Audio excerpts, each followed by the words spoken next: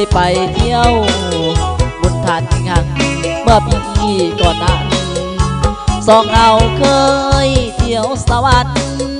ก่อนหักกันก่อนโคข้ามน้ำคลองน้องอายยังจำได้บ่ลืมเคยหักบ่ลืมคิดถึงแต่สาวกะลางน้องจากอายไปอยู่ใส่สัญญาคอยเสือได้หักแล้วอายนี้ก็เบื่อ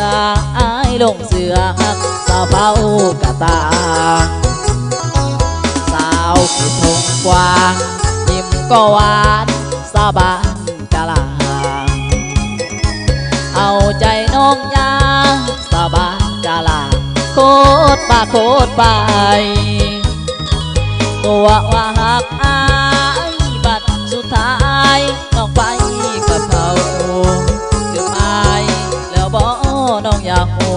น้องหักเขาผู้รวยเงินล้านสาวบ้านกะลา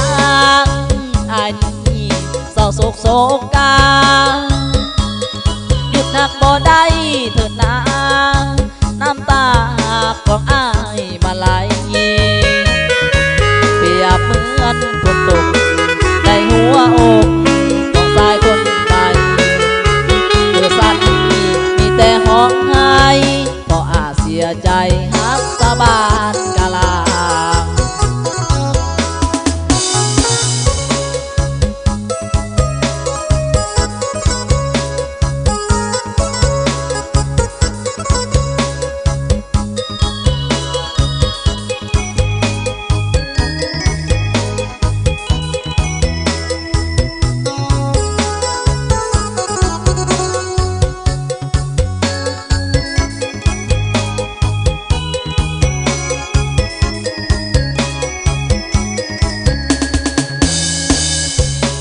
คิดทงกว้าง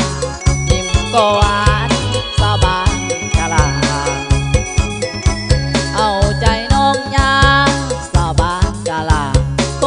ตรป่าโคตรไปตัวว่าหักอายบัดสุดท้ายน้องไปกับเขาลืมอายแล้วบ่น้องอยากน้องหักเขาผู้รวยเงินล้านสาบานกะลางอายนี้เศร้าโศกโศกกาหยุดหักบ่ได้เถิดนาน้ำตาของอายมาไหลเปรียบเหมือนฝนตกในหัวอกของชายคนใหม่คือสัตว์นี้มีแต่ห้องไห้เพราะอ